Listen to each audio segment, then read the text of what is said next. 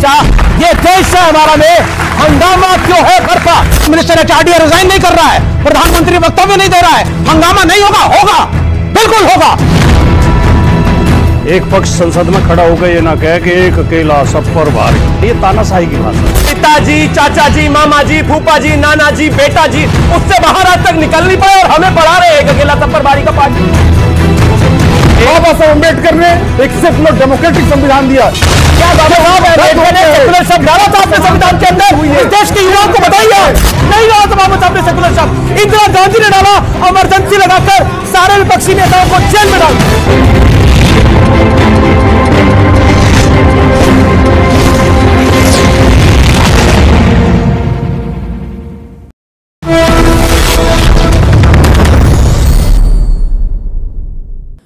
नमस्कार व्यूअर्स, मैं हूं अमीश देवगन। देश में इन दिनों मॉनसून लगातार आगे की ओर बढ़ रहा है, तो दूसरी ओर देश की संसद में सत्ता पक्ष और विपक्ष के बीच में विरोध के बादल गरज रहे हैं। 18वीं लोकसभा के पहले ही दिन प्रधानमंत्री मोदी ने विपक्ष को अपने चिर परिचित अंदाज में ही नसीहत दी, तो विपक्ष ने भी संविधान को हाथ में लेकर प्रदर्शन किया और कुछ सांसदों की हूटिंग भी कर डाली। इसके बाद उठे एक एक कदम पर दोनों तरफ से 36 का आंकड़ा बना हुआ है। ऐसे में सवाल उठ रहे हैं, विपक्ष की सीटें बढ़ने के साथ क्या संसद में हंगामा भी और बढ़ जाएगा? सवाल यह है कि क्या मोदी सरकार संसद चलाने के लिए कोई नया फॉर्मूला तलाश कर पाएगी, क्योंकि संसद में समय की बर्बादी और वोटर्स के भरोसे के साथ विश्वासघात से यह कम की बात नहीं है। आज इसी मुद्दे पर जनता जनार्दन के बीच होगी देश की सबसे बड़ी चर्चा, यह देश है हमारा में हंगामा क्यों है बरपा।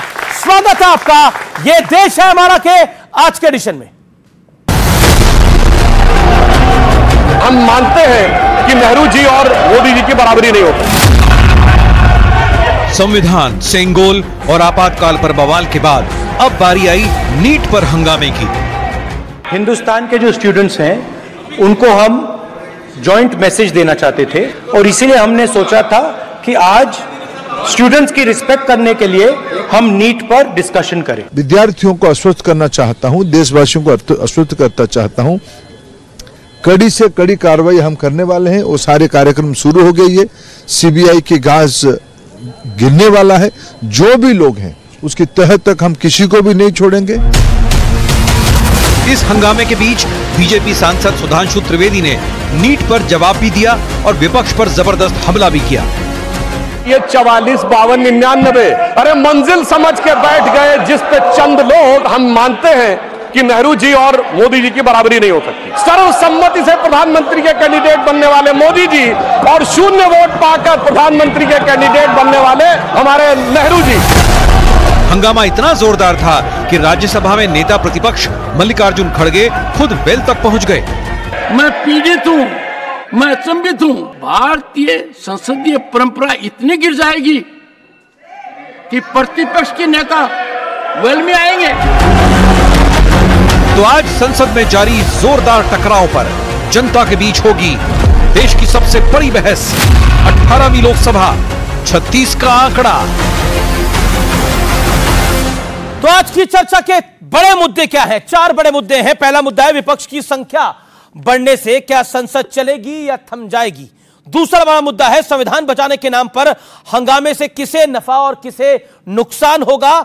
10 साल बाद LOP बनने से संसद के अंदर और बाहर क्या बदल जाएगा। और चौथा बड़ा मुद्दा, संसद में अहम बिल पास कराने के लिए सरकार और विपक्ष के बीच में अब टकराव और ज्यादा बढ़ेगा और ज्यादा भीषण होगा ये रण। ये महत्वपूर्ण है। मेरे युवा मित्र हैं, उनके लिए जोरदार तालियां एक बार फिर से। मेरे साथ शिवम त्यागी है, भारतीय जनता पार्टी के नेता प्रवक्ता, उनका अभिनंदन है। शांतनु गुप्ता है मेरे साथ, राजनीतिक विश्लेषक, जोरदार तालियों के साथ उनका अभिनंदन है। राजकुमार भाटी है समाजवादी पार्टी के नेता प्रवक्ता, जोरदार तालियों के साथ अभिनंदन करिए। मेरे साथ प्रोफेसर अनवर पाशा है, प्रवक्ता RJD के, उनका अभिनंदन है। विवेक श्रीवास्तव है, नेता लेफ्ट के, उनका अभिनंदन है। तो शुरुआत प्रोफेसर साहब आप ही से करते हैं, क्योंकि लोकतंत्र की दुहाई है और बार बार कहा जाता है कि लोकतंत्र समाप्त हो रहा है, संविधान को बचाना है। ऐसा नरेंद्र मोदी ने बीते 10 साल के अंदर, और बड़ी बात यह है कि बीते 23 साल से वो कोई ना कोई सरकार को हेड कर रहे हैं, चाहे वो गुजरात हो, चाहे वो केंद्र की सरकार हो। नरेंद्र मोदी ने कौन से संवैधानिक कार्य नहीं किए हैं। अमीश जी, पिछले इस इलेक्शन में जो अभी लोकसभा का इलेक्शन संपन्न हुआ, जो सरकार बनी है अभी, उसके नतीजे को अगर आप सामने रख के देखें तो ये बात बिल्कुल साफ हो जाती है कि जनता ने लोकतंत्र के पक्ष में वोट डाला है।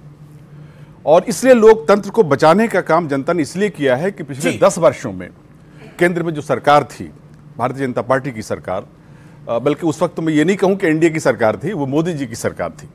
और मोदी जी की सरकार जिस तरह के रास्ते पर चल पड़ी थी, अलोकतांत्रिक तरीके जिस तरह से अपना रही थी, उस अलोकतांत्रिक तरीके से जनता त्राहित थी, आहत थी। एक इंटरवेंशन है अलोकतांत्रिक, जैसे क्या? फॉर एग्जांपल देके समझा दीजिए, आसान हो जाएगा हमारे व्यूअर्स के लिए, हमारे दर्शकों। संविधान, ये पहली बार ऐसा हुआ देश की जो राजनीति है उसमें, पहली बार ऐसा हुआ संसद में कि एक बार एक साथ 150 सांसदों को सस्पेंड कर दिया गया। बिल्कुल मनमाने तरीके से सारे फैसले लिए जाते रहे। यह बताया जा रहा था कि देश में कोई है ही नहीं, कोई विपक्ष नहीं है। जनता को भी इग्नोर करके किसान जिस तरह से बैठे रहे, किसानों ने जिस तरह से बॉर्डर पे अपने 700 किसानों ने जान की आहुति दी, 1 साल से ज्यादा अरसे तक बैठे रहे, मोदी जी ने बिल्कुल उनको नोटिस नहीं लिया। 700 किसान जो मरे वहां, उनको आज तक मोदी जी ने श्रद्धांजलि नहीं पेश की। ये तमाम चीजें क्या बताती हैं? यानी हम तानाशाह हैं, हम जैसे चाहेंगे इस देश को रूल करेंगे, संविधान की कोई परवाह हम नहीं करेंगे। ये लोकतांत्रिक देश में इस तरह की व्यवस्था नहीं चल सकती है, और जनता ने इसका जवाब दिया है और मोदी जी को बता दिया है कि आपको लोकतंत्र के दायरे में रहकर काम करना पड़ेगा। आप जिस तरह से तानाशाही काम मोदी को ही करना पड़ेगा, लोकतंत्र के दायरे में रहकर करना हम पड़ेगा। भी करेंगे, जनता ने हमें मैंडेट दिया है तो ठीक है, हम लगाम लगाएं। जब आपको लगाम लगाने का काम दिया है, उनको चलाने का काम दिया है, ये बात तो स्पष्ट है, ये तो आपने खुद ही बोली। तो शिवम त्यागी, इनको लगाम लगानी है, आपको सरकार को भी चलाना है, देश को भी चलाना है। तो बीते 15 दिनों के अंदर आपने क्या किया है और विपक्ष ने क्या किया है, इसकी रिपोर्ट कार्ड भी आप लोगों ने जारी कर दी है। लेकिन इस बार विपक्ष के तेवर और कलेवर दोनों बहुत जबरदस्त है। क्या भारी पड़ने वाला है ये सदन, ये सत्र? आरजेडी के मेरे मित्र ने कहा कि इस बार जनता ने जो है लोकतंत्र को बचाने के लिए वोट दिया है, यानी कि भारतीय जनता पार्टी को जो उन्होंने वोट दिया है वो लोकतंत्र को बचाने के लिए ही वोट दिया है। अगर कांग्रेस को दे दे तो लोकतंत्र खत्म कर देते हैं हमेशा की तरह। बहुत बहुत धन्यवाद आपका, ये तय कर दिया इस देश की जनता ने इस बार भी। ये अपने आप में बहुत अविस्मरणीय है। 1962 के बाद 64 साल बाद फिर से इस देश में कोई एक ऐसी सरकार आई है जिसने लगातार तीसरी बार आदरणीय प्रधानमंत्री जी को फिर से प्रधानमंत्री बनाया। यह हमारे लिए गौरव की बात है। हमने 15 दिन के लिए तो कहा ही, लेकिन आपने जो विषय खास तौर पर रखा टसल, मैं ऐसा मानता हूं कि जनता ने कुछ सांसद अगर इनके ज्यादा जिताकर भेजे तो वो शायद इसलिए भेजे, कुछ नहीं काफी ज्यादा तो वो शायद इसलिए भेजे कि बहुत ज्यादा शोर नहीं चाहिए, उनको डिस्कशन चाहिए, डिस्कोर्स चाहिए। जैसे यहां पर अभी आपने 5 पैनलिस्ट रखे हैं, आपको अगर डिस्कशन को और वाइड करना होता तो 7-8 रख लेते आप। उसका विषय यह नहीं होता कि हम आपस में लट्ठम लट्ठा करने लग जाते हैं, लड़ने लग जाते हैं। उसका एजेंडा यह होता कि डिस्कशन और वाइड हो जाता। लेकिन शायद ये उसका मतलब समझते नहीं है। संख्या चाहे इनकी कुछ भी रही हो, लगातार कहीं ना कहीं अवरोध उत्पन्न करना, महिला मार्शल को पीट देना, शीशे को फोड़ देना, लगातार हंगामा करना, डिस्कशंस पे वॉकआउट करना, उसी तरह का रवैया इनका रहा है। हमें पूरी उम्मीद है इस बार कि जब संसद चलेगी तो कहीं ना कहीं डिस्कोर्स भी होगा, डिस्कशन भी होगा, जनता के मुद्दों पर बात भी होगी। और मैं मानता हूं कि हम जैसे डिस्कशंस पहले देखा करते थे, शायद उस तरह के डिस्कशंस हो। जी राजकुमार भाटी, अब आपका वक्त है, मैं आपके पास आता हूं। डिस्कशन, डिबेट, डेलिब्रेशन, यानी जो DDD का फॉर्मूला है ये होना चाहिए, यानी चर्चा विमर्श जरूरी है, लेकिन हंगामा भी जरूरी है, आपको लगता है? और हर विषय पर हंगामा जरूरी है, हर विषय पर तलवार खींची रहे ये जरूरी है सत्ता और विपक्ष के बीच में, पक्ष और विपक्ष के बीच में? बिल्कुल जरूर नहीं है। बहुत काम सहयोग से भी चलाए जा सकते हैं, आपसी सद्भाव से चलाए जा सकते हैं, मेलजोल से चलाए जा सकते हैं, बशर्ते कि दोनों पक्ष उसके लिए आगे बढ़ें। जी, एक पक्ष संसद में खड़ा होकर ये ना कहे कि एक अकेला सब पर भारी, ये जो भाषा है एक अकेला सब पर भारी, ये तानाशाही की भाषा है। हम की जो भाषा है, हमारा संविधान भी हम शब्द से शुरू होता है। हम भारत के लोग, भारत को एक सर्वप्रभुत्व, आप भी तो उस एक अकेले के पीछे ही पड़े हुए हो, पूरी सरकार में किसी का नाम नहीं लेते, उस मोदी का ही नाम लेते हो। दूसरी बात जी, आपने कहा क्या बदला, इस बात देखो क्या बदला हुआ है जी। हमारे भाई शिवम त्यागी भी आशान्वित हैं कि इस बार बढ़िया काम होंगे, और हम भी आशान्वित हैं कि इस बार बढ़िया काम होंगे। तो इस देश की महान जनता को प्रणाम, जिसने दोनों पक्षों को आश्वासन दिया है कि इस बार बढ़िया काम होंगे। ये जनता की उपलब्धि है। सरकार की जहां तक बात है, इस बार संसद में जैसा अभी आप पासा साहब से पूछ रहे थे, इन्होंने एक दो उदाहरण दिए। कुछ उदाहरण ये भी हैं कि कृषि बिल बिना कृषि मंत्री की सलाह के और बिना किसानों की सलाह के लाया गया, ऑर्डिनेंस से लाया गया। नोटबंदी बिना वित्त मंत्री को बताए, रिजर्व बैंक के गवर्नर को बिना बताए की गई। अग्निवीर योजना बिना रक्षा मंत्री की जानकारी के आई। जब इस तरह के फैसले लिए जा रहे थे तो उसे तानाशाही कहते हैं। इस बार ऐसा नहीं हो पाएगा। इस बार कोई ये दावा नहीं कर पाएगा कि मैं, इस बार सरकार, जो आपने एक बात और कही कि 23 साल से हैं सरकार में, लेकिन इस बार परिवर्तन ये है कि पहले बीजेपी की पूर्ण बहुमत की सरकारें नहीं है, चाहे गुजरात हो और चाहे केंद्र हो।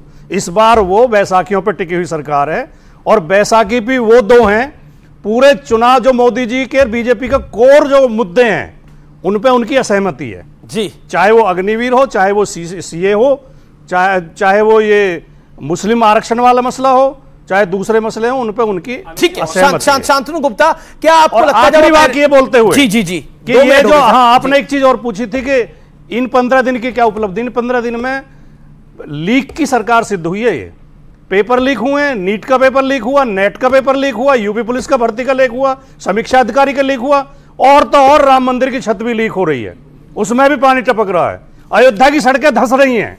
इससे सिद्ध होता है कि इन्होंने राम को भी नहीं बख्शा, ठीक है, उसके निर्माण में भी घपला है। जी मैं रुक करता हूं। क्या आपको लगता है ये जो बैसाखी की सरकार, बार बार विपक्ष कह रहा है तानाशाह, नरेंद्र मोदी को कोई पहली बार नहीं बोला जा रहा, अरसे से बोला जा रहा है, और संविधान बचाने की ये लड़ाई है, क्या आपको लगता है कि इस बार, क्योंकि विपक्ष जो है वो थोड़ा मजबूती के साथ आया है सदन के अंदर, तो क्या आपको लगता है इस बार और मुश्किल होगा सदन चलाना?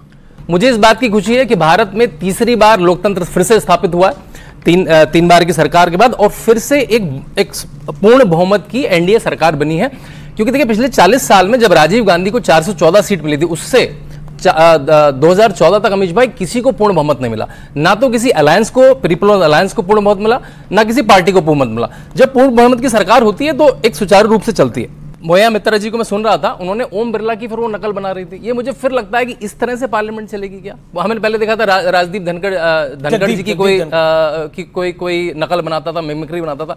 अभी इतनी शालीनता तो रखनी पड़ेगी कि पद में कौन है क्या, आपके थोड़े से संख्या का ज्यादा आ गई, आप ऐसे ही तराने लगे। देखिए, तीसरी बार प्रधानमंत्री मोदी प्रधानमंत्री बन चुके हैं। बड़े बड़े लोग तीसरी बार नहीं, चाहे मार्गरेट थैचर हो, चाहे टोनी ब्लेयर हो, तीसरा टर्म कोई नहीं देख पाता। तीसरा टर्म विश्व में, भारत में नहीं, शिवम माई ने तो भारत में कहा, भारत में 60 साल पहले आया था नेहरू का। विश्व में ऐसे कम नेता जिनका तीसरा टर्म, बहुत बड़ी बात है, इसमें कोई दो राय नहीं है। नरेंद्र मोदी का तीसरा टर्म बड़ी बात है। एक जिसे कहते हैं कि अगर आपको नंबर ज्यादा मिले तो ह्यूमिलिटी ज्यादा होनी चाहिए, थोड़ा बेहतर आया। अभी भी विपक्ष के लायक आपको देश की जनता ने समझा, विपक्ष में लेके आया, नहीं तो सरकार में लेके आता। लेकिन ह्यूमिलिटी आने की बात जो होनी चाहिए थी, उसमें ऐसा लग रहा है कि अब, जैसा बीजेपी आरोप लगा रही है कि अक्खड़पन आ गया है, कि अब हमारी सुननी पड़ेगी, हमारी नहीं सुनोगे तो तुम तानाशाह, हमारी नहीं सुनोगे तो तुम संविधान बदलने जा रहे हो। यह नैरेटिव बिल्ड करने का विपक्ष ने प्रयास किया कि बीजेपी आएगी संविधान बदलेगी, मोदी आएगा तो संविधान बदलेगा। 10 साल से मोदी है जी, कौन सा संविधान बदल गया? संविधान तो एक ही बार ही रोका गया इस देश के अंदर, जो इंदिरा गांधी ने रोका था। आपके इतिहास की पुस्तकों में बच्चों को क्या पढ़ाया जाएगा, यह तक बदला गया है इस देश के अंदर। जेएनयू जैसी संस्थाओं को खत्म करने की कोशिश की गई है, और ये जो बदलाव आया है ये यहां बैठे हुए युवा लेकर के आए हैं। नीट के लिए एजिटेशन चल रहा था, मैं खुद गया हूं और झज्जर होकर के आया हूं। हरियाणा के लड़कों ने बड़ी मेहनत करके अपने खेतों में से पैसे बचा बचा के, जो गरीब किसान है, कोचिंग दिलवा करके बच्चों के पेपर दिलवाए। तुम चोरी करके बैठे हो, और जो मिनिस्टर एचआरडी रिजाइन नहीं कर रहा है, प्रधानमंत्री वक्तव्य नहीं दे रहा है। हंगामा नहीं होगा? होगा, बिल्कुल होगा। अगर आप इस तरह की चीजें करेंगे हंगामा होगा। फिर हमने हल्ला मचाया, डर के मारे नेट की परीक्षा इन्होंने रोक दी। एक साल तक लड़के बैठ करके अपने इम्तिहानों की तैयारी करते हैं कि पीएचडी में दाखिला हो जाए, कोई टीचिंग का असाइनमेंट मिल जाए, घर में नौकरी मिल जाए, तो क्या हंगामा ना मचाएं? बिल्कुल मचाएंगे। आप मुझे एक बात बताइए, इस देश की प्रथा रही है, अभी स्पीकर वाला इशू हुआ था, स्पीकर वाले इशू पे देश की प्रथा है कि आप अपोजिशन के नेताओं को फोन करिए, बुलाइए, मीटिंग करिए, आश्वासन दीजिए, और मिलजुल करके। राजनाथ जी किया फोन? राजनाथ जी ने नहीं किया था, कांग्रेस का आया था यह वक्तव्य कि हम वेट करते रहे। कांग्रेस ने माना, राहुल गांधी ने माना, राजनाथ जी ने कहा कि 10 मिनट पहले दोपहर के हमने जल्दीबाजी में फिर एक कैंडिडेट का नाम हमने दिया। तो डिप्टी स्पीकर का पोस्ट हमेशा ऑपोजिशन को जाना चाहिए। तो तेलंगाना में तो नहीं हुआ ऐसा। अगर नहीं, वो नहीं हुआ तो नहीं हुआ, तो उसको प्रधानमंत्री नहीं सुनिए, रोल मॉडल। ये कब तक सरकार अपनी कुरीतियों को पुराने किसी विपक्ष के एग्जाम्पल पुराने के लिए सर नहीं की बात है। तेलंगाना की सरकार तो एक साल को फॉलो करना चाहते हैं तेलंगाना को।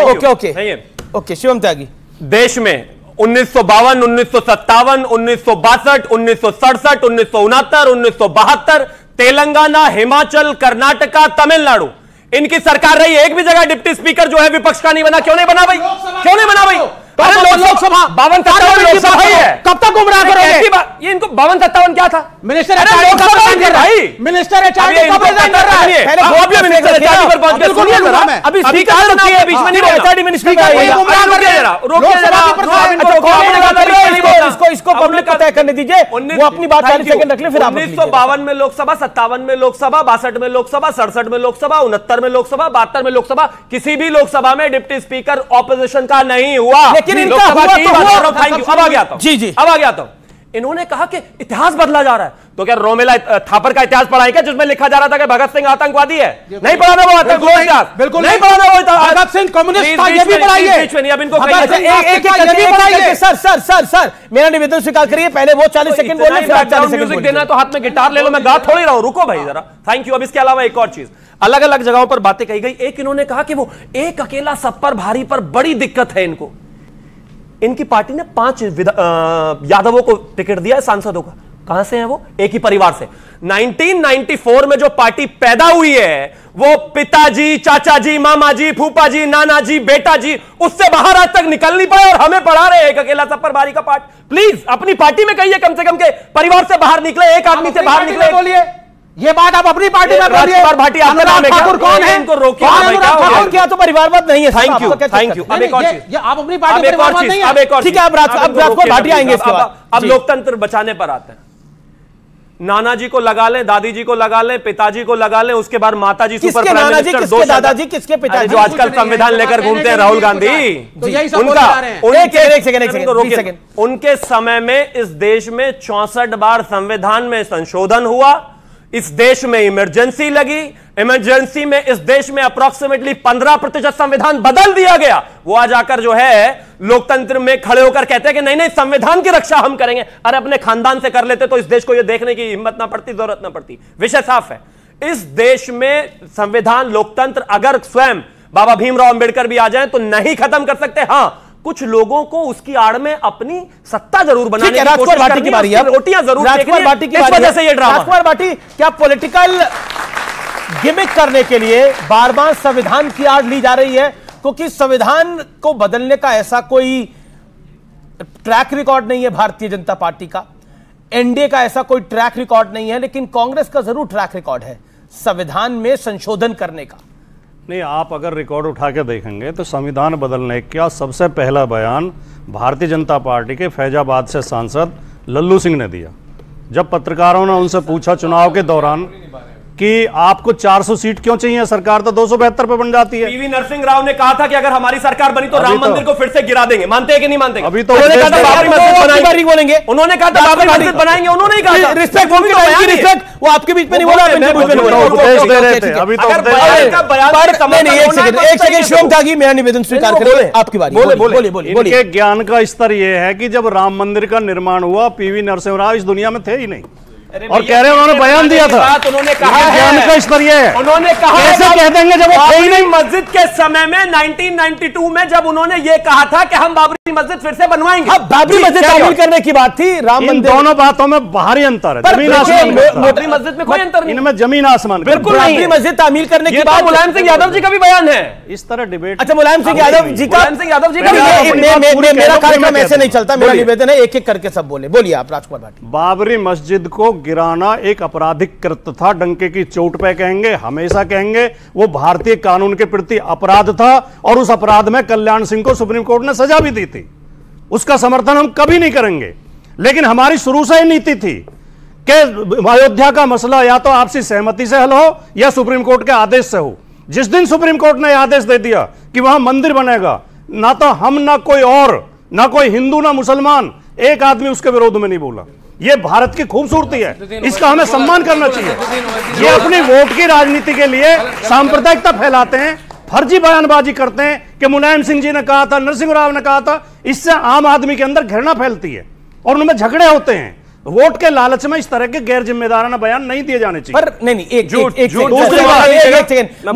मुझे ऑन रिकॉर्ड एक चीज रखनी पड़ेगी। पीवी नरसिम्हा राव ने ये पार्लियामेंट के पटल पे कहा था कि हम बाबरी मस्जिद तामील करेंगे, पॉइंट नंबर 1। और मुलायम सिंह यादव को कि उस समय वो उत्तर प्रदेश के अनडिवाइडेड उत्तर प्रदेश के सीएम थे, उन्होंने भी कहा था कि हमें मौका मिलेगा तो हम तामील करेंगे। और वही दौर था जब कांग्रेस और सपा के बीच में एक बड़ा कंपटीशन हुआ मुस्लिम वोट का। देखिए जो फैक्ट है वो फैक्ट निर्धारित रहेगा। नहीं, फैक्ट हमारा फैक्ट भी सुन लो जी। उस समय तक मंदिर निर्माण का ना तो फैसला हुआ था ना मंदिर निर्माण हुआ था। बिल्कुल, जैसा कि मैंने शुरू में कहा, मस्जिद को गिराना एक आपराधिक कृत्य था और यह सबने माना था कि गलत गिराई गई। सुप्रीम कोर्ट ने भी माना, सुप्रीम कोर्ट ने भी अपने जजमेंट में माना कि वो गलत गिराई गई। चलिए संविधान के ऊपर आप। हाँ, अब मैं संविधान पर जी 40 सेकंड उसके ऊपर, देन शांतनु गुप्ता। पूरे लोकसभा चुनाव में माननीय मोदी जी, देश के प्रधानमंत्री, अपने घोषणा पत्र का कोई जिक्र न करके कांग्रेस के घोषणा पत्र पर भाषण देते रहे। अगर कांग्रेस के घोषणा पत्र को ठीक से पढ़े तो उसमें कई अच्छी बातें भी हैं।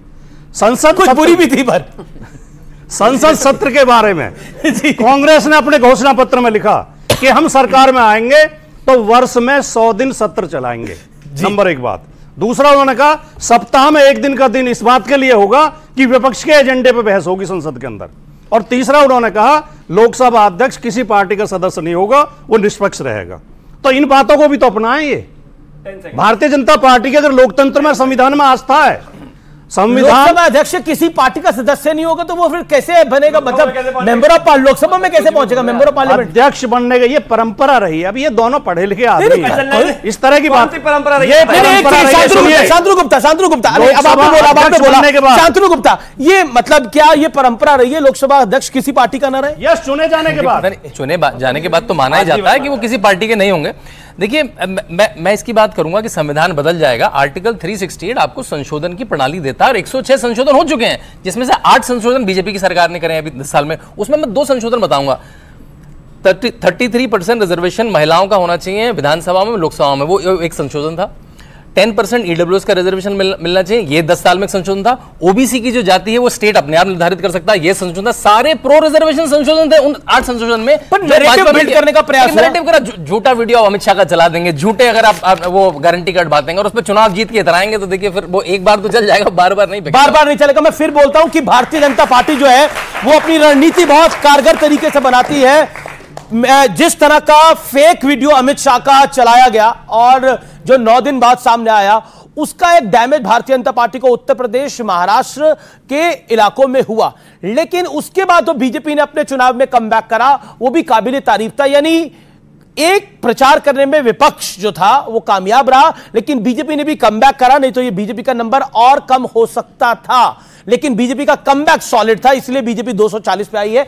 मेरी बात सुनने, बिल्कुल आपकी बात। संविधान बदलने की बात अनंत हेगड़े 6 बार के सांसद कर्नाटक में भाजपा के बार बार करते रहे हैं, संविधान बदलेंगे। ये फिरोजाबाद के जो सांसद, फैसलाबाद के सांसद जो आपके कैंडिडेट, उन्होंने ये बात बार बार कही कि हम बदलेंगे। और यही नहीं, जब हमारे आदरणीय अटल बिहारी वाजपेयी जी थे, जब प्रधानमंत्री अटल बिहारी वाजपेयी जी थे, उन्होंने एक कमेटी बनाई थी संविधान पर समीक्षा के लिए। ये रिकॉर्ड में है, आप चेक कर लीजिए। उन्होंने ये बात कही थी।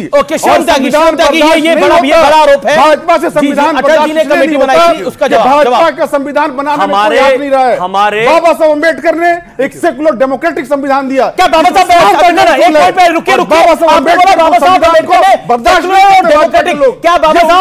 ने सेकुलर शब्द डाला था अपने संविधान के अंदर? इस देश के युवाओं को बताइए क्या बाबा साहब ने सेकुलर शब्द डाला था, जिसका जवाब है नहीं डाला था बाबा साहब ने सेकुलर शब्द। इंदिरा गांधी ने डाला, इमरजेंसी लगाकर सारे विपक्षी नेताओं को जेल में डालकर।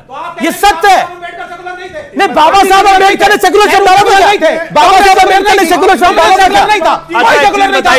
अच्छा, एक चीज बताइए, जब इन लोगों ने इमरजेंसी देश में लगाकर संविधान में सेक्युलर और सोशलिस्ट शब्द डाला, उससे पहले का देश सेक्युलर नहीं था क्या? इस देश में हिंदू मुसलमान साथ में नहीं रहते थे क्या? इस देश में दलित साथ में नहीं रहते थे क्या? सब साथ में रहते थे, सिर्फ डालने में बढ़ते ये देश सेक्युलर हो गया क्या? कैसी बेकार की बातें हैं ये? और सुनिए, और सुनिए प्लीज, आप इनको रोक, अभी तो कह रहे थे मुझे देखिए, आपने इंटरफेयर किया था मेरे बात में। मैं उनको मैंने रोका था, उनको मैंने रोका, मैं आपको मौका दूंगा। आपको रोका था मैंने, इनको भी रोका। आप तो देख रहे हैं ना, इन्होंने कहा कि हमारे कुछ सांसदों ने, जो कि पार्टी ने नहीं कहा, कुछ सांसदों ने कहा कि संविधान बदलेंगे। इन लोगों ने बदल दिया, कहा नहीं, बदल दिया। प्रीएम्बल ऑफ कॉन्स्टिट्यूशन बदल दिया, 15% संविधान इमरजेंसी लगाकर बदल दिया। कर्नाटक में 4% आरक्षण मुसलमानों को देने के लिए संविधान बदल दिया। इसके अलावा तेलंगाना में 4% आरक्षण जो दिया मुसलमानों के लिए, उसके लिए संविधान बदल दिया। ये बदल देने वाले गलत नहीं है, हम बोलने वाले गलत हो गए। इमरजेंसी के बारे में जो बात आप कर रहे हैं, ये फटा हुआ ढोल है। ये 45-50 साल पुराना फटा हुआ ढोल है, फट गया ढोल। बताइए आप इस जनता, मतलब 50 साल का फटा हुआ वही हो जाता है जो संविधान के दुर्गत आपने संविधान के 10 वर्षों में किया है, ये जवाब दीजिए। जनता वो जवाब पूछती है। अगर आप भूतकाल में जाकर के बात करेंगे तो आपको यह भी जवाब देना पड़ेगा कि 1942 में जब स्वतंत्रता का आंदोलन चल रहा था, भारत छोड़ो आंदोलन चल रहा था, आप ब्रिटिश गवर्नमेंट की हमायत में खड़े थे। अच्छा सर, आपने बोला गांधी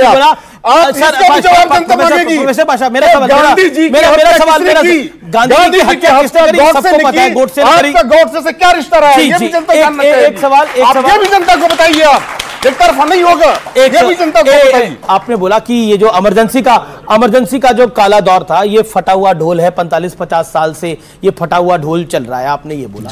मैं ये जानना चाह रहा हूं, लालू यादव जी जो आपकी पार्टी के बहुत वरिष्ठ नेता हैं, मतलब सर्वोच्च नेता है, उनकी सुपुत्री जो सांसद बनी है अभी, मीसा, उनका नाम मीसा क्यों रखा गया? मीसा भारती नाम है। मीसा क्यों नाम रखा गया था?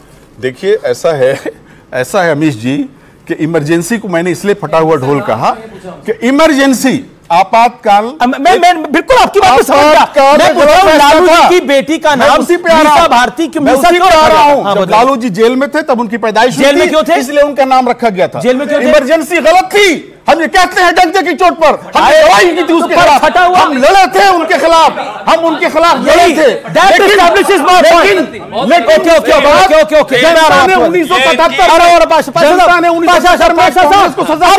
इमरजेंसी फटा हुआ ढोल नहीं थी, वो इमरजेंसी को हर साल याद दिलाना चाहिए इस देश के युवाओं को। इस देश के अंदर लोकतांत्रिक अधिकारों का हनन कर दिया गया था। वो सिखाती है इमरजेंसी, वो बताती है कि कितना बड़ा जमून हुआ था 1975 में हमारे युवाओं के साथ, हमारे देश के साथ। हर 50 साल पुरानी चीज फटा हुआ ढोल नहीं होती। मेरे बराबर में पुराने लोग खड़े हुए हैं, और फटा हुआ ढोल अगर होती भी तो इतना जोर से तो बिल्कुल नहीं बजता। Thank you. दूसरी बात, इस देश में अगर कोई इतिहास में गलत या सही चीजें हुई हैं, इनको डिस्कशन करना कोई बुरी चीज नहीं है। अगर इस देश में भगत सिंह, राजगुरु, सुखदेव ने इस देश के लिए कुर्बानी दी, तो ये तो कल उसको भी गलत बताने लगेंगे। अगर इस देश में अंग्रेजों ने इस देश के साथ गलत किया, ये तो कल उसको भी अच्छा बताने लगेंगे। इमरजेंसी में एक दिन में 900 देश के नेताओं को उठाया गया था। सिर्फ ये कहने भर से आपकी गिरफ्तारी हो जाती थी कि इंदिरा जी की सरकार गिरनी चाहिए। इतनी सी बात कहने से लोगों ने जेल में बंद, अपनी जान चली गई, उनकी पूरा परिवार चला गया। राजनाथ सिंह जी जो हमारे इस समय के डिफेंस मिनिस्टर हैं, उनकी माता जी चली गई इस दुनिया को छोड़कर, उनसे मिलने नहीं दिया गया, और यहां पर आज आकर भाषण देते नहीं लोकतंत्र खतरे में, कोई खतरे में नहीं है। ये खड़े होकर कितना कह रहे हैं देश की सरकार को इनको किसी ने जेल में डाला गया, वो तो रुक ही नहीं रहे। देखिए विषय साफ है। ओके राजकुमार भाटी, क्या आपको लगता है कि ये जो इमरजेंसी है, ये भूले बिसरे गीत हैं, सदन में जो हंगामा है वो तो हमारा अधिकार है, लेकिन सदन में डेलिब्रेशन, डिस्कशन भी तो अधिकार है विपक्ष का। ऐसा तो नहीं है कि डिस्कशन अधिकार नहीं है। अगर आप अभी क्योंकि स्पीकर की बात हो रही थी, तो टीएमसी ने एक बात बोली कि कांग्रेस ने हमसे चर्चा नहीं करी, लेकिन वन साइडेड फैसला ले लिया। तो यानी डेलिब्रेशन तो इंडिया अलायंस पे भी नहीं है ना, और आम आदमी पार्टी तो अलग ही चल रही है। मतलब कांग्रेस और आम आदमी पार्टी तो अलग हो ही गए हैं, यानी आपका कुनबा भी जो जिसकी जितने संख्या आई, उसके बाद धीरे धीरे अलग थलग हो ही रहा है। नहीं, मैं निसंकोच ये स्वीकार करता हूं कि 1975 में कांग्रेस सरकार द्वारा इमरजेंसी लगाना भारत के इतिहास पर एक कलंक की तरह है, और वो लोकतंत्र और संविधान का स्थगन था, लेकिन वो हमें बहुत शिक्षा भी देता है। 1975 में कांग्रेस ने इमरजेंसी लगाई थी, जब 77 में चुनाव हुए तो पूरे देश में कांग्रेस का सफाया हो गया और इंदिरा गांधी खुद चुनाव हार गई। तो ये इस बात का सबूत, और उस समय पूरा देश इमरजेंसी के खिलाफ खड़ा था। अब जो 10 साल से इमरजेंसी इस देश में अघोषित लगी हुई है, उसके खिलाफ भी ये देश खड़ा हुआ है और विपक्ष खड़ा हुआ है, विपक्ष का फर्ज बनता है। दूसरी बात, संविधान का सवाल आपने बहुत महत्वपूर्ण पूछा। संविधान बदल देंगे, ये जनता में भ्रम इसलिए पैदा होता है क्योंकि भारतीय जनता पार्टी और आरएसएस की कभी संविधान के प्रति आस्था नहीं रही। जब 26 नवंबर 1949 को हमारा संविधान सभा में स्वीकृत किया गया तो उस समय के आरएसएस के प्रमुख गुरु गोलवलकर जी ने, इनका जो अखबार निकलता ऑर्गेनाइजर, उसमें बाकायदा लेख लिख के कहा कि ये संविधान कटिंग पेस्टिंग का संविधान है, हमें स्वीकार नहीं है, हमारा संविधान मनुस्मृति पर आधारित होना चाहिए। और ये समय समय पर हिंदू राष्ट्र बनाने का नारा देते रहते हैं। हिंदू राष्ट्र तब बनेगा जब ये संविधान बदला जाएगा। जब तक बाबा साहब, जब तक बाबा, मेरा काउंटर सवाल है, 2/3 बहुमत चाहिए तो बीजेपी फुल मेजोरिटी की सरकार 2/3 चाहिए। बीजेपी 2/3 नहीं, 2/3 थी। नो नो नो, 303 था बीजेपी का नंबर, 2/3 कहां से होगा? तो 1 सेकंड, 543 में से 303 2/3 कैसे? पर अलायंसेस के साथ तो हो ही जाता है ना। अलायंस सहयोग नहीं करेंगे उसमें, इन्हें 370 चाहिए थी। और ये कहते हैं, बार बार कहते हैं, और ये जो संविधान, बाबा साहब का संविधान जब तक जिंदा है, ये देश ना तो मुस्लिम राष्ट्र बन सकता है, ना हिंदू राष्ट्र बन सकता है, ना सिख राष्ट्र बन सकता है। ये लोकतांत्रिक राष्ट्र है। बार बार ये कहा जाता है कि बार बार एक ही बात कही जाती है कि देखिए 2/3 बहुमत नहीं था, लेकिन जो फैक्ट है, फैक्ट ऑफ द मैटर मुझे रखना पड़ेगा। बीजेपी की अपनी 303 सीटें थी और अलायंस के साथ बीजेपी 360 के करीब प्लस थी। जगनमोहन रेड्डी और बीजू जनता दल को अगर हम मिला लें तो बीजेपी 300, अब बीजेपी का अलायंस 375-80 के भी पार था। हमने धारा 370 में जब पास हुई तब ये देखा है, हमने ऐसा कई बड़े मुद्दों पर देखा है जब उन सब दलों ने समर्थन करा भारतीय जनता पार्टी के कोर एजेंडे का। पॉइंट यह है कि मोदी ने तब नहीं बदला तो मोदी अब क्यों बदलेगा? लेकिन ये एक नैरेटिव है। और शिवम त्यागी, देखिए जो नैरेटिव होता है उसके साथ झगड़ा आपको करना पड़ता है, उससे निपटना पड़ता है। विपक्ष ये एक नैरेटिव बनाने में कामयाब रहा कुछ हद तक कि आप संविधान बदलने के लिए आ रहे हो, लेकिन आपकी ऐसी कोई मंशा नहीं थी। प्रधानमंत्री मोदी ने मेरे इंटरव्यू में इस बात को बड़ी क्लैरिटी के साथ रखा और पब्लिक रैलीज में भी रखा। लेकिन क्या आपको लगता है कि विपक्ष को लग रहा है ऐसा कि एक बार जैसे कोई मीठा चख लेता है तो उसको लगता है कि दूसरी बार भी फायदा मिल ही जाएगा? नहीं ऐसा अमित जी, या फिर इसको दूसरी तरह इस तरीके से ले सकते हैं कि जिस बच्चे का मां बाप को पता हो कि यह आदमी गारंटीड फेल होना है, अगर उसके 33% आ जाए तो भाई साहब पड़ोसियों तक मिठाई बंटती है, तो हंगामा तो इनका जायज है। दूसरी तरफ हमारा पता था कि हम डिस्टिंक्शन लेकर आएंगे, लेकिन कहीं ना कहीं कुछ थोड़ा बहुत रहा, दिक्कत में रही। तो इसी तरीके से हम तो जीत के बाद भी शांत हैं, ये बेचारे 33% तक भी नहीं पहुंचे, उसके बाद हाल देख लीजिए। अब आगे आता हूं, विषय साफ है जहां तक। अरे भाई रुकिए ना प्लीज, अहंकार मतलब तीसरी बार हमने सरकार बना ली, अभी तक कुछ बदला। 63 कम होने के बाद भी इतिहास में कोई कर नहीं पाया नेहरू जी के अलावा ये जो हमने किया। वाले 5 सालों में हम दिखाएंगे आपको लेकिन 64 साल में तीसरी बार सरकार कोई नहीं बनी, अकेले थी, कोई नहीं बनी, नेहरू जी की थी। अब अभी जी ये देखिए, अब ये तीनों बोलेंगे, आप बोलने नहीं देंगे। क्यों बोलते हो नेहरू जी? अच्छा बताइए, तीसरी बार प्रधानमंत्री नेहरू जी के अलावा कौन बना? कौन बना जिसने 5 साल सरकार चलाई? नहीं बना कोई भी। अरे बना कौन? बना कौन? वो बोल रहे हैं जिनका अपना खुद का आज तक जीवन में एक बार भी प्रधानमंत्री नहीं बना, कुछ भी। Thank you. नेहरू जी अकेले अपनी पार्टी की बहुमत से बने। Thank you. वैसे एक सेकंड, दिस रिमाइंड्स मी, वैसे आरजेडी किस बात के लिए सेलिब्रेट कर रही है? क्योंकि उनकी सीटें तो बड़ी कम आई है, मतलब सपा मान लेता हूं मैं। लेफ्ट तो आप किस बात की सेलिब्रेशन कर रहे हैं? आपका तो बहुत बुरा हाल हुआ बिहार के अंदर।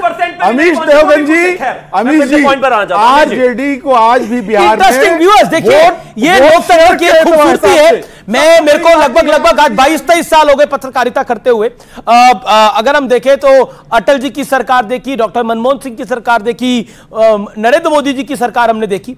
तो एक इंटरेस्टिंग एनेक्डोट है, देखिए आम आदमी पार्टी जो पंजाब के अंदर जिसका सुपड़ा साफ हो गया है, मतलब 3 सीटें आई हैं पिछली बारी, और जो 13 सीटें हैं वहां पर, उसमें से 3 सीटें आई हैं।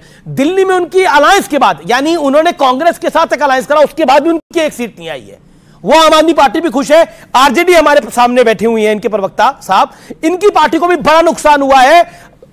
बिहार के अंदर इनकी भी कोई खास सीटें नहीं आई हैं, बुरी गत हुई है।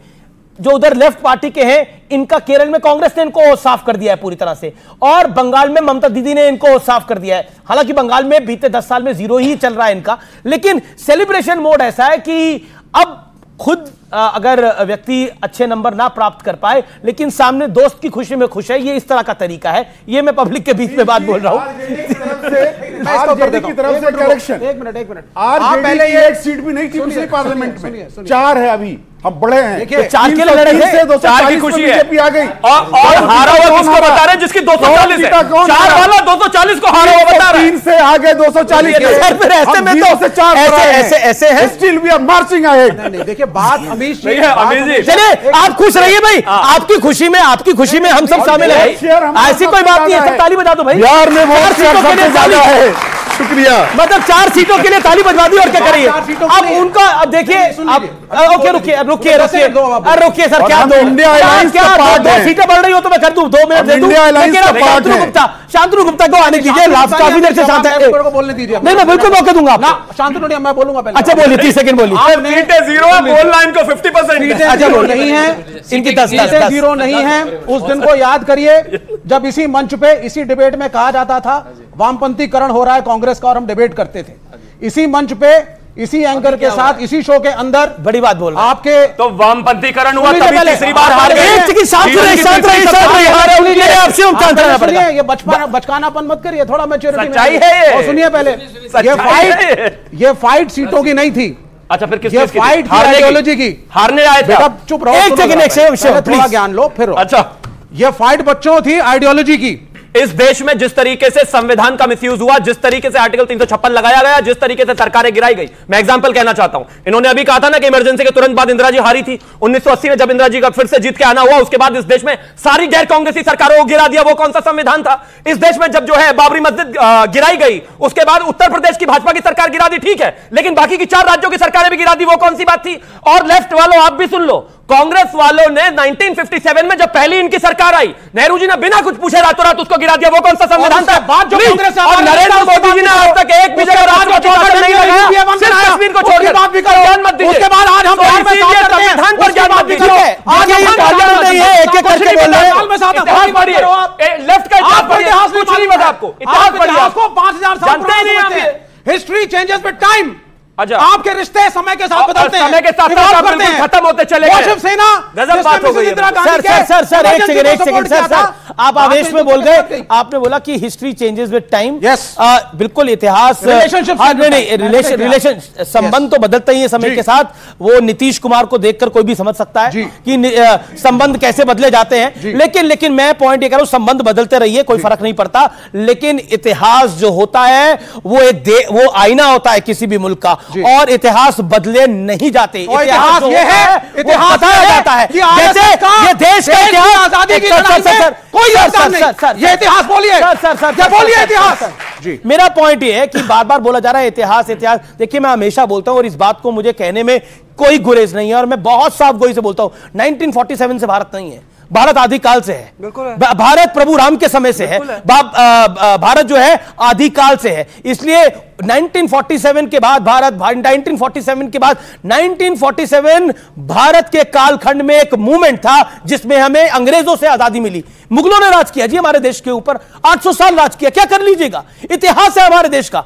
और यह देश, हमारे देश का इतिहास, मैं फिर कहता हूं, भारत एक परंपरा है, यह एक मुल्क है ही नहीं, ये एक परंपरा है भारत। और मैं शांतनु आपको बताता हूं, ये बार बार एक ही बात है कि देखिए नंबर ज्यादा है, और नंबर ज्यादा आने के बाद तेवर भी बड़े और कड़े दिखाई दे रहे हैं विपक्ष के। देखिए हमने देखा पिछले 5 साल में किस तरह से बहुत सारी छोटी छोटी बातों के लिए संसद का सदन खराब कर रखा। जैसे ही संसद का सदन शुरू होने वाला था तो एक विदेशी रिपोर्ट आ जाती थी, कभी हिंडनबर्ग की, कभी स्वीडन से डेमोक्रेसी इंडेक्स की, कभी कोई वीडियो आ जाता था जर्मनी से किसी यूट्यूबर का, और ये कहते थे पहले प्रधानमंत्री इस पे भाषण दे, नहीं तो मैं सदन नहीं चलने दूंगा। मेरे ख्याल से इस बार नहीं होगा। अभी भाटी जी ने कहा कि ये तो संविधान बदल देंगे और इसके लिए तो 2/3 मेजोरिटी चाहिए। आपने बिल्कुल ठीक है, 370 पे जब वोटिंग हुई, 2/3 कितना होता है बच्चों? 66% होता है। 2/3 370 पे 86% लोगों ने 370 के फेवर में वोट किया। बीजेपी का कोर एजेंडा था, जो बीजेपी का कोर एजेंडा, जनसंघ का कोर एजेंडा था, उस पर अगर नरेंद्र मोदी को संविधान बदलना होता तो कब का बदल चुके होते।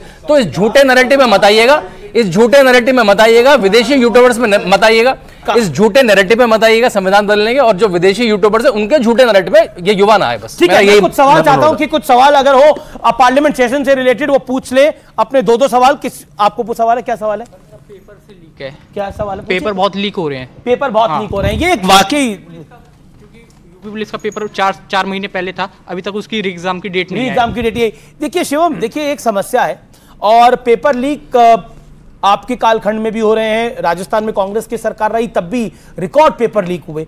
मैं ये प्रश्न पूछना चाहता हूं, ये तमाम पॉलिटिकल पार्टी से भी सवाल है, क्योंकि आप भी सत्ता में हैं, आप सत्ता में हैं, इसलिए ये सवाल है। और इस लड़के का सवाल बिल्कुल वाजिब है कि पेपर लीक का मुद्दा अगर विपक्ष उठा रहा है तो ये तो जायज मुद्दा है, बेशक। और क्या आपको लगता नहीं है कि इसमें आपको कोर्स करेक्शन की आवश्यकता है? क्योंकि अब सेंटर में है, आप निर्देश देंगे तो सबको मानने पड़ेंगे, बाध्य होंगे। नहीं, बेशक इसमें कहीं कोई दो राय नहीं है। Paper leak over the period of time एक बहुत बड़ी समस्या रही है। जिस तरह की स्थितियां रही हैं, हालांकि 2014 से पहले, क्योंकि मुझे बहुत समय नहीं हुआ है कॉलेज से बाहर निकले हुए, तो मैं देखता था कि बीएड की, सीटेक की, सीए की तमाम पेपर लीक होती थी, और वो अपने आप में एक बहुत बड़ा डिप्रेसिंग सिचुएशन किसी भी छात्र के लिए हो जाता है।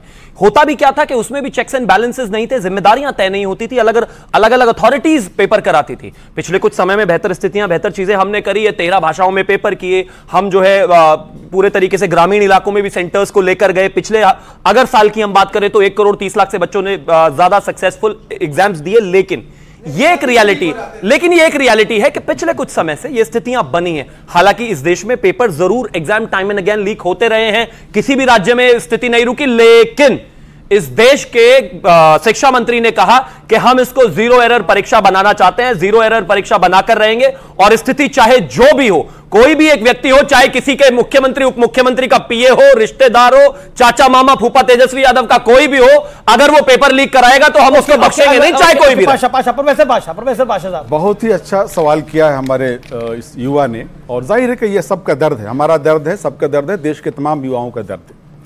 जिस तरह से परीक्षा व्यवस्था का मजाक उड़ रहा है इस सरकार के जमाने में, ऐसी कोई परंपरा पहले नहीं थी। ये सरकार आते ही, पर जहां पे पेपर लीक हुआ, ये सरकार आते ही लीक करने लगी। हम एक लीक प्रूफ सरकार देंगे आने वाले दिनों में। दे ही नहीं सकते। इंडिया एक लीक प्रूफ सरकार देगी बच्चे। नहीं, झूठ बोल रहे हैं। लीक प्रूफ सरकार देगी, उन्होंने लीक कराया पेपर बैठकर। भाई बदलने, ये देख लीजिए, सुन लीजिए, आपके लिए ये लीक प्रूफ सरकार को लीक प्रूफ कर ही नहीं सकते, दिया नहीं आपने, उसके लीकेज को नहीं दिया आपने। भाई हम एक लीक प्रूफ सरकार देंगे इस देश को, और इस सरकार अभी तो वो तेजस्वी यादव के पीए ने क्या लीक करा वो चेक करवाइए पहले आप जाकर के वहां जो डिप्टी सीएम, सर ये क्या है, ये जांच कह रही है। आपके डिप्टी सीएम सम्राट चौधरी, उनके कनेक्शन क्या है? सम्राट चौधरी जी, आप जिन्होंने सीएम को देखिए, सम्राट चौधरी से जो डिप्टी सीएम में बात कर रहे हैं कि उनके क्या लिंक है, उनको फोटोग्राफ ही नहीं, एफआईआर पेपर लीक में, क्या पेपर लीक के मामले में पूरे देश में मिलीजुली सरकार तो नहीं चल रही है? नहीं, मेरा दिक्कत तो ये है, पेपर लीक क्लियर है, पेपर लीक जिसमें जॉनी लीवर और कादर खान, एक फिल्म थी, मुझे फिल्म का नाम ध्यान में नहीं आ रहा, जिसमें कहते हैं मैं तो आपके साथ हूं, लेकिन वो होता किसी और के साथ है, कहीं वो तो ना। ये रहा पेपर लीक का पूरा माफिया और उनके साथी समर्थन सारे रहे ना, इधर है। यहां पर ये देखिए, ये तेजस्वी यादव हैं, ये इनके पीए हैं प्रीतम कुमार के ये दोस्त है सिकंदर यादव, और सिकंदर यादव के बाद अनुराग यादव। ये सिकंदर यादव और अनुराग यादव जो हैं, ये दोनों पेपर लीक के मेन माफिया हैं। प्रीतम सिंह जी जो तेजस्वी यादव के पीए हैं, इन्होंने बाकायदा इनके लिए गेस्ट हाउस बुक कराया, उस गेस्ट हाउस में बुक करके कहा 2 दिन के लिए कि आप यहां गेस्ट हाउस सरकार आपकी है। अगर तेजस्वी यादव के पीए ने गेस्ट हाउस बुक कराया, सरकार आपकी है, विजय सिन्हा डिप्टी सीएम है, मंत्री आपके हैं, तो वो गेस्ट हाउस बुक कैसे हो गया? अच्छा, तो मतलब पेपर फिर बिल्कुल, क्योंकि जान पहचाने अधिकारी है इसलिए हो गया। बीजेपी की सरकारों में जितने भी पेपर लीक हुए हैं या परीक्षाएं रद्द हुई हैं, 1 सप्ताह तक इनके नेता, उत्तर प्रदेश में हुआ तो मुख्यमंत्री जी, केंद्र में हुआ तो प्रधानमंत्री जी, ये लगातार ये कहते रहते हैं कोई गड़बड़ी नहीं हुई है, कोई पेपर लीक नहीं हुआ है, विरोधी अफवाह फैला रहे हैं, इनको जेल भेजा जाएगा, मुकदमे कायम किए जाएंगे, और उत्तर प्रदेश में भेजे गए जेल, और बाद में पता चलता है कि लीक हुआ था, परीक्षा रद्द की जाती है। जी हाँ, लोकतंत्र पे क्या सवाल है आपको, बोलिए। मेरा लोकतंत्र पे सवाल है कि जो संविधान में अगर कोई आर्टिकल हमारे लिए सही साबित नहीं हो रहा था, क्या उसको संशोधन नहीं करना चाहिए? संशोधन नहीं, अच्छा, बहुत बढ़िया सवाल है, बहुत अच्छा सवाल है। ओके, जवाब ओके, क्या उसका? ओके, शांतनु गुप्ता आप जवाब दीजिए, 30 सेकंड। आपको बता रहा हूं, आर्टिकल 368 आपको संशोधन की पूरी प्रणाली देता है। भारत के संविधान में 106 संशोधन हो चुके हैं, और पिछले 10 साल में 8 संशोधन भाजपा की सरकार में करे और होते रहते हैं। तो इसलिए संविधान बदल जाएगा, इस बहकावे में मत आइए, संविधान कोई नहीं बदल सकता, संशोधन होते रहेंगे। ओके, सदन में शालीनता जरूरी है, क्योंकि हमने देखा शपथ, जब सांसदों का शपथ ग्रहण हुआ तो कुछ सांसदों की शपथ में हूटिंग हुई। क्या आपको लगता है वो जायज था? विवेक, क्या आपको लगता है कि वो अवॉइडेबल है? बिल्कुल अवॉइडेबल है। ऐसा लग रहा है कि हूटिंग करने से कुछ बड़ी लाइमलाइट मिल जाएगी। नहीं, ये गलत है, नहीं होना चाहिए। मर्यादा हम सब, और विपक्ष ने करी नहीं, वो जो मैं चाहे विपक्ष में हूं तब भी मैं बोलूंगा hooting is not the way, और जो हमारे बड़े नेता है इसके मेरे ख्याल से कोई इस बात को जस्टिफाई नहीं करेगा। दूसरी, आपने आज एक बहुत अच्छी बात कही, आपने आज बहुत अच्छा कहा, आप सीनियर पत्रकार हैं, कि 1947 में हमें अंग्रेजों से आजादी मिली, but we have a long history to go back, very nice. लेकिन अमीश भाई, एक ये मैसेज भी हमें मिलकर के देश को देना होगा कि हमारी संस्कृति भी समय के साथ बदलती है। आज मैंने शर्ट पैंट पहनी है, बच्चों ने टी शर्ट पहनी है, हम बर्गर भी खाते हैं, हमारे घरों में पिज्जा भी आता है, हम कपड़े उस तरह से, भाषा इंग्लिश में भी बोलते हैं, इंग्लिश का चैनल भी है आपका। इस प्रकार से जो हमारे बर्गर खाइए, टी शर्ट पहनिए, इंग्लिश भी बोलिए, संस्कृति चेंज करिए, लेकिन पूर्वज नहीं बदलने चाहिए। संस्कृति चेंजेस अच्छा, एक चीज मैं सिर्फ एक ही चीज कहना चाहता हूं। मैं शिवम त्यागी, मेरे पिता राकेश त्यागी, उनके बाद राम नारायण त्यागी, नत्थू सिंह, छज्जू सिंह, मैं अपने बाप दादा बदल लूंगा क्या? संस्कृति बदल लूंगा? कमाल बात। ये टी शर्ट को बात बता रहे हैं संस्कृति से। सुनिए, मोहम्मद अली को भी नहीं हो सकता। संस्कृति is a way of life, जहां आप बिल्कुल जिस तरीके से रहते हैं, देश का सम्मान करते हैं, वो सब ऐसे ही चलेगा। अब ये संस्कृति बता रहे टी शर्ट को, अरे टी शर्ट छोड़ो, आपको जो पहनना पहन लो भाई, क्या दिक्कत है इसमें?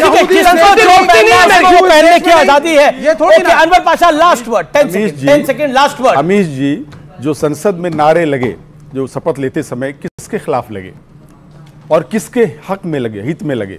इन युवाओं के हित में लगे। नहीं, हूटिंग। एजुकेशन मिनिस्टर जब शपथ लेने आए, वो एजुकेशन मिनिस्टर जो नहीं मानने को तैयार थे कि पेपर लीक हुआ है, जबकि गिरफ्तारियां हो चुकी हैं, एफआईआर हो चुके कई राज्यों में, उसके बावजूद एजुकेशन मिनिस्टर मानने को तैयार नहीं है। आज भी नीट के एग्जाम को कैंसिल करने को तैयार नहीं है। समाजवादी पार्टी के नेताओं ने अरुण गोविल तक की तो हूटिंग करी है।